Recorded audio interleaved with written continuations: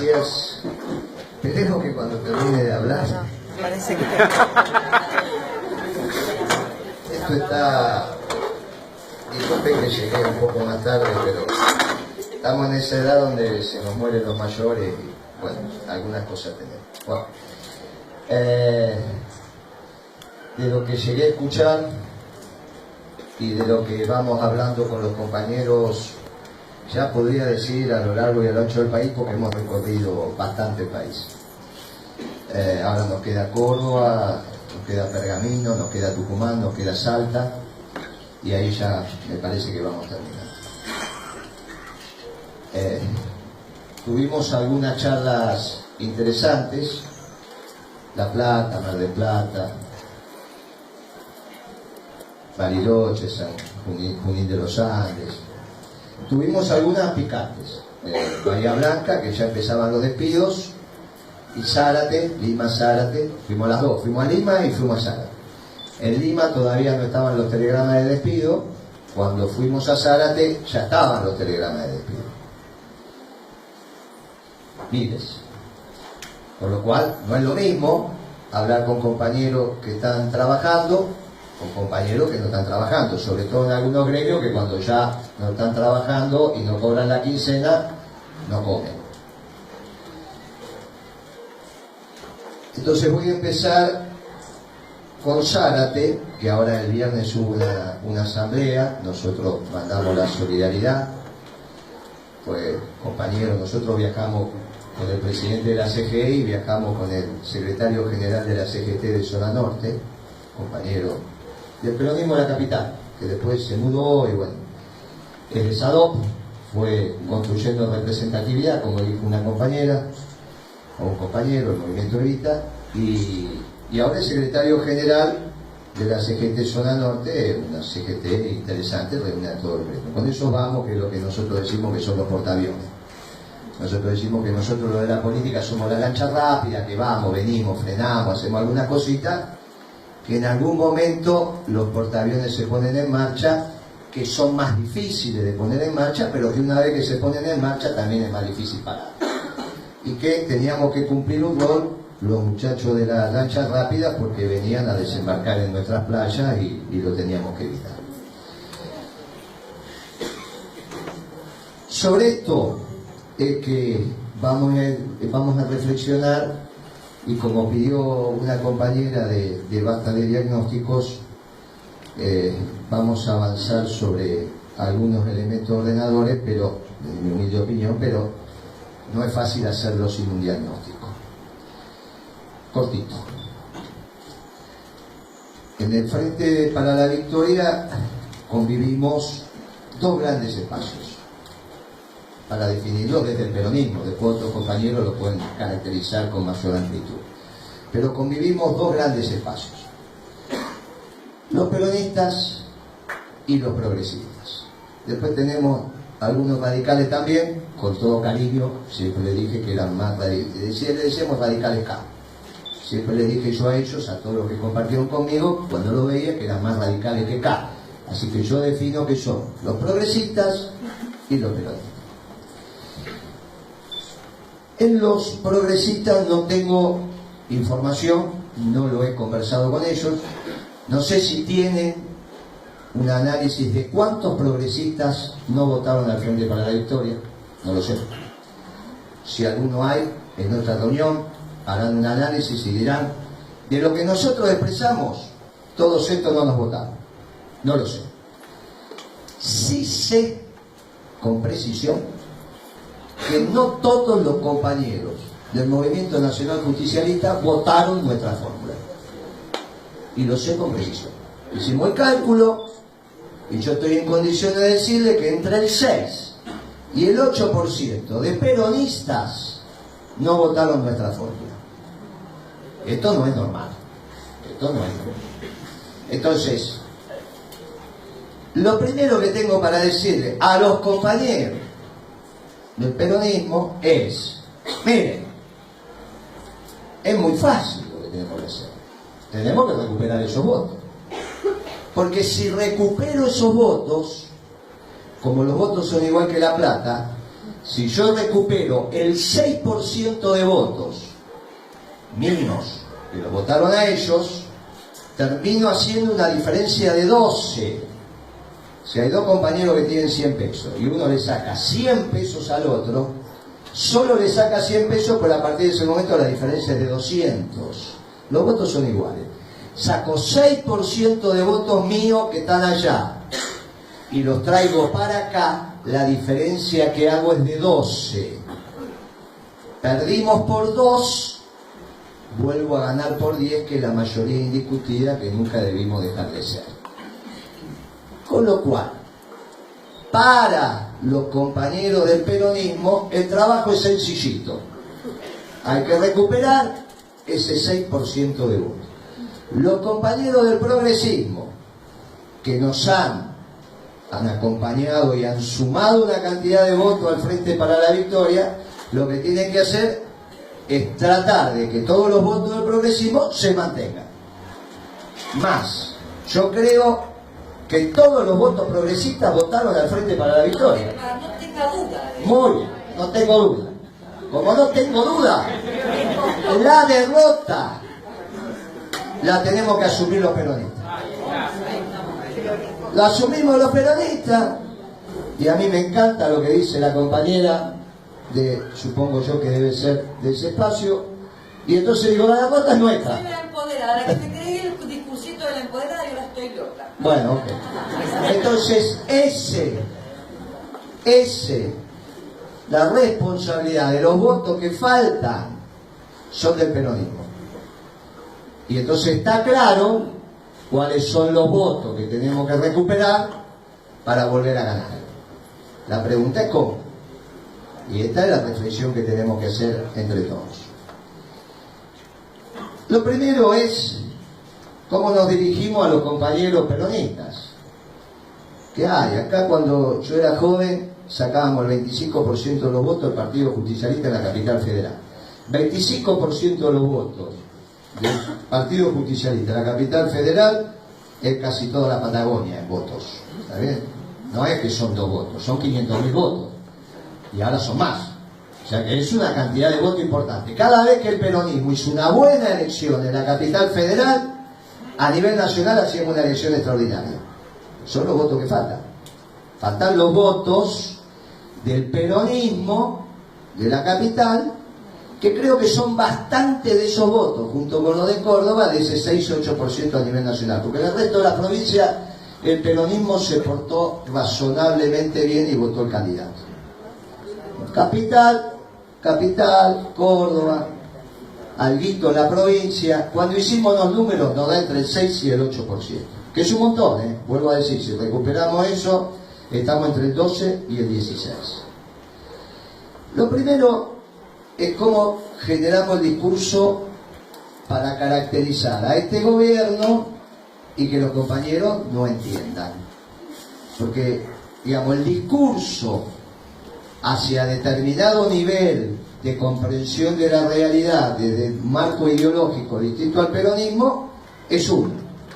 Desde el peronismo hay que comprender, entender y discutir con los compañeros desde nuestros propios principios y esquemas. Yo recomiendo en esto, si bien ya lo venimos diciendo desde diciembre, recomiendo fervientemente que lean, y si puede ser durante una semana seguida, el editorial de La Nación del 31 de enero de 2016. Es extraordinario. Son esos editoriales que La Nación publica cada década. El último que yo leí de ese nivel fue en el 2002. O sea que en 13, 14 años no leí y los leí. ¿Qué dice el editorial de La Nación de hace 40 días?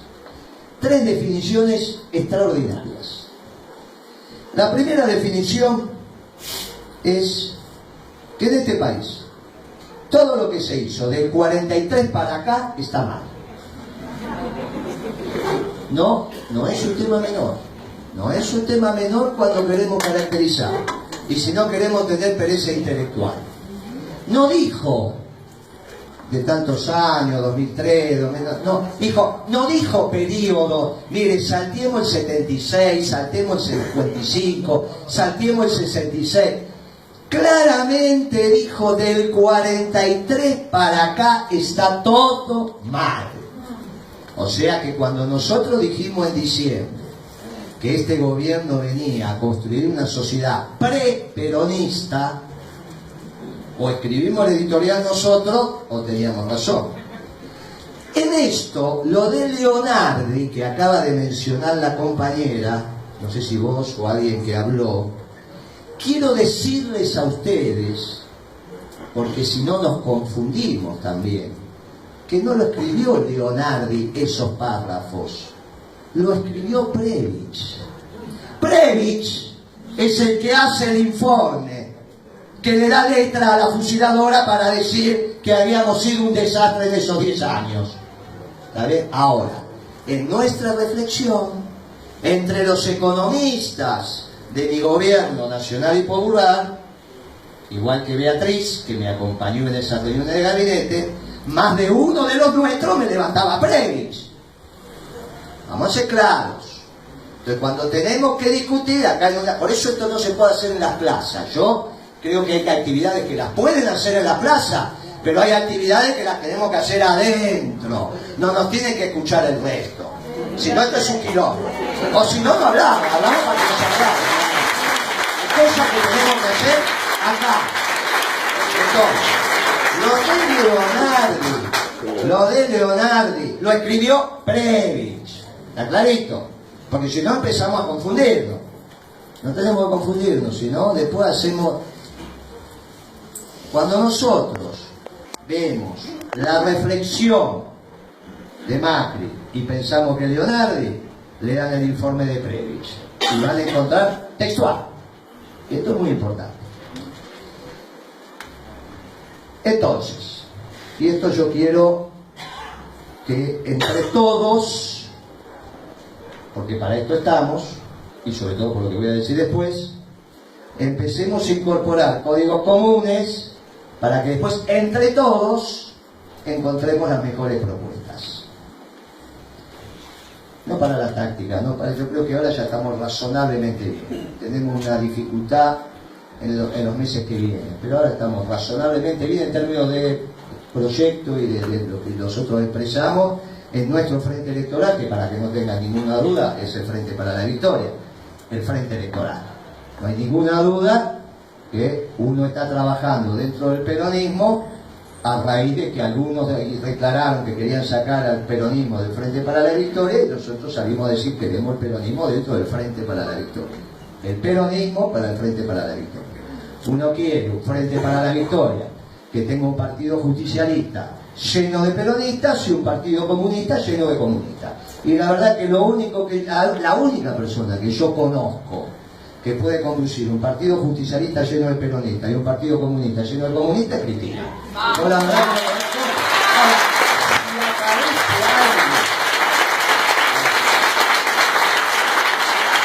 como estoy, yo en esto también quiero ser cruel. Yo escucho sistemáticamente discursos similares al de Cristina. Entonces es el discurso que uno puede caracterizar como el discurso medio del Frente para la Victoria. Me tocó, fuimos a un acto en Quilmes y había compañeros de Nuevo Encuentro, había compañeros de esto, entonces hacemos el discurso del Frente para la Victoria. Agarramos lo que dice Cristina, lo decimos mal, pero lo repetimos y más o menos sale. Yo, humildemente, cerré ese acto, me paré, le pedí disculpas a los compañeros de Nuevo Encuentro, a los compañeros del Partido Comunista, a los del Congreso Extraordinario, que a todos los quiero mucho, pero dije, mire, la verdad que necesito hablar de los peronistas, porque los que tengo que recuperar son los votos peronistas, porque bien como dijo la compañera, los votos progresistas los tenemos. Y en todo caso, si no los tenemos, se me hace muy difícil a mí aportarlos. Creo que lo que puedo aportar son los peronistas. Entonces, discúlpenme a los que les suene esto extraño, pero yo le voy a hablar a los peronistas, porque necesito hablarle a los peronistas. Y el lenguaje distinto. ¿Yo qué le digo al peronista? Que mire, trato de bajar las palabras esdrújulas, Y trato de empezar a hablar con palabras graves y agudas que son más sencillitas. Y entonces a este gobierno, ya lo decíamos en diciembre, que es un gobierno oligárquico, sencillito y clarito. La pelea histórica del peronismo con la oligarquía, que no es un concepto de modé. El primero que empezó a pensar que esto era un concepto de modé, en Corrientes y Pueyrredón, en el edificio de los 100 y pico de balcón y ninguna flor, según cuenta la leyenda, había un centro de estudios que patrocinaba Solá, la época que Solá era jovencito. Y entonces empezó a explicar que la oligarquía era un concepto que había desaparecido a partir de que se habían heredado, digamos, roto las familias, núcleo, y que a partir de la herencia todos se iban casando con todos y terminaba, y ahora en realidad no existían más las familias dueñas de la tierra en la Argentina. Y ese fue un concepto que se instaló en el peronismo. El peronismo dejó de hablar de oligarquía hasta el 2008. Ahí tuvimos conflicto con el campo. ¿Está bien? Hasta que tuvimos conflicto con el campo. Entre paréntesis, y para corregir un poco, no sé quién dijo de cuando entramos a la plaza ese día. Bueno, porque también tenemos que empezar a... Ese día hubo dos momentos donde entramos a la plaza. Hubo un momento a las 3 de la tarde, que es la famosa foto con Acero Cali que yo desconocía y que después dicen que era mi culé, imagínense, yo ni sabía quién era Acero Cali. Esa foto famosa de perfil. Después es la de la noche con la compañera que dice llega Kirchner, y ahí con una plaza ya tomada llega Kirchner. En el medio pasaron dos cosas. Primero, que se convocó al Partido Justicialista y había 4 o 5 compañeros en la confitería Cabildo, nada más. Y después empezaron las llamados entre los compañeros, porque estaba convocando a una reunión el vicepresidente de entonces, que era Cobos, para destituir al gobierno. ¿Está bien? Si no, la historia la contamos. ¿Cuándo decidimos ir a las 3 de la tarde con 200 compañeros, 250? El espacio de destitución del gobierno era la reunión de Cobos y 5.000, 8.000 tipos que se estaban remontando Libertador, habían empezado a juntarse por la 9 de julio e iban a entrar por las diagonales. Por eso fuimos, ustedes los que viven acá se tienen que acordar, venían de la zona norte, bajaban de Callao para entrar por Libertador, iban a entrar por la 9 de julio, esto lo estaban incentivando, lo decían por la televisión, que bueno, ahí es donde decidimos. Cuando nos ven entrar, es que no llegan, se quedan en la 9 de julio. Y después Kirchner le da la orden a Alberto Fernández de hacer la famosa conferencia de prensa, donde ya se le veía la hilacha y empezó a explicar que no había que asustar a la clase media. Con esa historia de no asustar a la clase media, casi nos quedamos sin gobierno. Después es que llega Kirchner y entra y hacemos la fiesta que hacemos, que tampoco éramos cientos de miles, éramos un grupito que estábamos ahí, que los compañeros míos que fueron, que no éramos más de 200, 250 compañeros, y que se sumó el MUP, no sé qué MUP, porque ahora me dijeron, pero estaba ahí formadito, ordenadito, no éramos, no, del día fue otro día, no, ese día del día le estaba pidiendo un homenaje al Che con Pérsico y era un lío bárbaro y se estaban viniendo de Rosario porque pensaban que ellos lo habían terminado. No, no, ese día fuimos un grupo, estoy hablando a la tarde de ese día. Estaba el MUP, llegamos nosotros, como Clarín, el Canal 13 nos muestra a nosotros, se frenaron y estábamos dispuestos a hacer lo que había que hacer. Ahora, tampoco ni estábamos muy organizados, ni había muchas cosas para hacer lo que había que hacer, si se dan cuenta de lo que estoy diciendo, ¿vale? Pero había poquito y nada. Y después Alberto Fernández, que hace la conferencia de prensa tan malograda de aquella noche, y les aclaro, porque he escuchado esto, tantas tonterías y tantas pavadas, y con esta cosa de hacerlo políticamente correcto, que el compañero Jaime ese día llegó como había que llegar. ¿Está clarito? No había muchos que llegaban como había que llegar.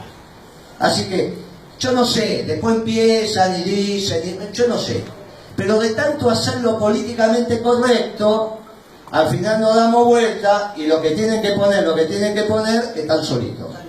Entonces, ese día, Jaime hará lo que tiene que hacer, pero ese día, mi reconocimiento a Jaime. Porque mientras Alberto Fernández hablaba gilada, él vino como tuvo que venir. Y si vino como tuvo que venir es porque ese día estaba dispuesto a hacer lo que había que hacer. Y no había muchos. Así que, ya que están grabando, mi reconocimiento al compañero.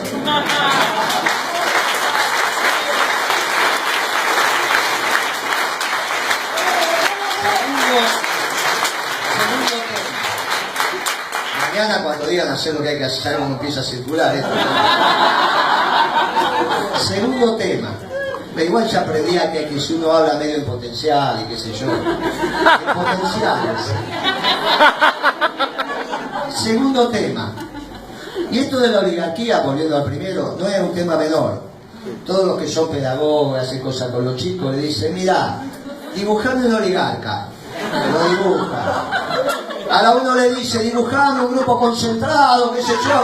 ¿Qué van a dibujar? La latita de leche condensada. Es importante que la gente entienda lo que se le está hablando. Si no es un lío, a los oligarcas el peronismo lo conoce. Son palabras claritas, concretas. Evita lo definió, Perón lo definió. Los definimos enemigos de la patria. Está clarito. No hace falta buscar esdrújulas por ahí, cosas raras que nadie entiende. Estoy hablando para los peronistas, que somos cortos de entendimiento. Estoy hablando para los... Segunda definición del diario La Nación. Dijo Macri, no te acostumbres a la presidencia porque tiene que venir alternancia. Esta es tu primera y la última. Por lo tanto, los 8 años que planteó la compañera, olvídate. La Nación ya dijo que no. Porque no sirve. Después todavía falta que hablemos nosotros. Y esto va a ser al final. Pero la Nación ya dijo que no. Por eso es importante leer lo que escriben ellos. Nos evitan un montón de análisis, nos evitan un montón de reflexiones. Tiempo, es fácil. Lo escribieron y es público. Ahora salen todos y me buscan el editorial 31 de enero de 2016. Bueno. A Macri lo desprecian tanto como a mí. Si es hijo, primera generación de inmigrantes. La oligarquía no es esto. No es esto. Entonces lo desprecian tanto. Todavía tiene un padre que no se le entiende mucho cuando habla, no tiene que prestar atención. No lo desprecia. ¿Quién era la alternancia? Y la alternancia por primera vez, y esto es lo que quiero que recapaciten los peronistas, a nosotros nos bombardearon. ¿Por qué bombardearon? Acá estamos entre nosotros. A ver, ¿por qué un Estado Mayor que se junta y planifica una acción bombardea a su pueblo? Es un hecho atípico. Está fuera de la normalidad. Esto cuando uno describe las confrontaciones bélicas, estudia las historias de la guerra, no es normal que unas fuerzas armadas bombardeen a su propio pueblo. Bueno, está claro por qué lo hicieron, porque no podían cambiar al peronista. Entonces lo que tenían que hacer es inutilizar el accionar peronista. ¿A través de qué? A través del miedo. Eso se llama terrorismo. ¿Qué es la acción terrorista? Es la capacidad que tiene alguien de meterle miedo a otro para que su accionar no esté relacionado con su pensar. A estos no los vamos a cambiar, les matamos a algunos, 300 y pico, para que el resto tenga miedo. ¿Tuvieron? 3 meses después se quedaron con el gobierno. Algunos de los nuestros, que acá hay pocos, en los actos que hacemos en el interior estamos mitad y mitad. Yo no voy a dejar nunca de reivindicar a mis hijos de la juventud peronista. Son mis hijos. ¿Cómo no voy a reivindicar a mis hijos de la juventud peronista? Ya soy abuelo y mis hijos, ya incluso algunos están pasaditos de juventud peronista. Pero yo les digo, que, compañeros y otros que están por allá, y se lo digo a mis jóvenes de la juventud peronista, que los que peinan canas, respétenlos, porque esos son la flor que sembraron Evita y el general. Y esos son los que pasaron, lo que yo estoy contando ahora. Y el peronismo se fue enlabonando. Durante los últimos 70 años nos precisamos todos. Todos nos precisamos. Entonces, algunos de esos muchachos se organizaron, hicieron lo que había que hacer y lo fusilaron. Y después no le voy a contar lo de los 16, 17 años que pasaron, porque primero desaparecido Felipe Vallés, y así seguimos, los muertos, y terminamos con los mejores de nuestra generación que no están. Los mejores de nuestra generación no están. ¿Está claro? A los mejores de mi generación no están. Entonces, ¿por qué hicieron todo eso? Hicieron todo eso porque estaba claro que no nos cambiaban la manera de pensar. Y entonces nos hacían terrorismo para que no actuáramos en función de nuestra manera de pensar por miedo. Y cada vez que alguno de los nuestros caía gritando viva Perón, lo que le estaba diciendo, me matás, vos me asesino, me matás, pero no me cambiaste la manera de pensar. Por primera vez vienen a cambiarnos nuestra manera de pensar. Tercera semana de diciembre, conferencia de prensa con Massa. Le dicen a Massa, ¿se va a ocupar del peronismo, Massa? Sí, dice, me voy a ocupar del peronismo, pero solo de los buenos. Con lo cual, como Perón ya había dicho que si se quedaba con lo bueno, se quedaba con la mitad, estamos muy bien. Lo segundo que dijo Massa, y el peronista se tiene que acostumbrar a la alternancia. Dicho así, parecería ser que puede ser la alternancia dentro del modelo nacional y popular. Si discutíamos, claro, cuando uno ve a Macri gobernando, dice, no, esto es el proyecto oligárquico. Le está diciendo Massa al peronista que se acostumbre a la alternancia dentro del proyecto oligárquico. SAS, 45 días después, la Nación ratifica y le dice a Macri, mira, pibe, un periodo. Después, alternancia. ¿Quién? Y estaba clarito. 2 más 2 son 4. Pero eso no es lo más sustancioso. Lo más sustancioso, que ya es bastante, ¿no?, lo que estoy contando. Lo más sustancioso de ese editorial es cuando la Nación dice quién puede ser empresario y quién no puede ser empresario en este país. Es extraordinario. Porque si yo apago la luz ahora para que sea anónimo y digo, escriban los nombres de que la Nación dijo que no tienen que ser empresarios, bueno, la mayoría va a anotar los nombres que empieza con Manzano, sigo con López, termino con Bay, ponemos algunos más, etc. El que ninguno de ustedes me va a poner y encabezaba la lista de empresarios que no pueden seguir siendo empresarios en este país es Jorge Britos, el presidente del Banco Macro, el tipo que encabezó todas las corridas cambiarias contra nuestro gobierno nacional y popular, y que no hemos cansado de denunciar que era el que encabezaba las corridas cambiarias, la primera desde 2011 pero que siempre estaba sentado primero en los actos que hacíamos nosotros del Salón de la Mujer, el Salón Blanco, siempre sentadito adelante. Entonces algunos lo puteábamos y cuando nos sentábamos, a veces me tocaba de ahí y otra vez de acá. Cuando me tocaba de acá, me miraba, no miraba a la presidenta, me miraba a mí. Me decía, viste, vos mira dónde me siento. La verdad que siempre estuvo Jorge Brito sentado en la primera fila de todos los, si no busquen las fotos, en todos. Y es no solo el que financió al Tigrense, puede ser un tema menor, puede ser, sino el que encabezó todas las corridas cambiarias contra nuestro gobierno. Y aparentemente el ideólogo de algunas cosas de la política monetaria, que ya cuando seamos menos lo vamos a seguir aclarando. Algo de esto habló Mercedes hace poquito, ¿no? Mercedes Macó del Pom habló hace poquito. Pero vamos a ver cómo fue la génesis de eso. Nos pusimos de acuerdo con algún ministro de Economía de que me parece que la génesis fue esta. Es interesante.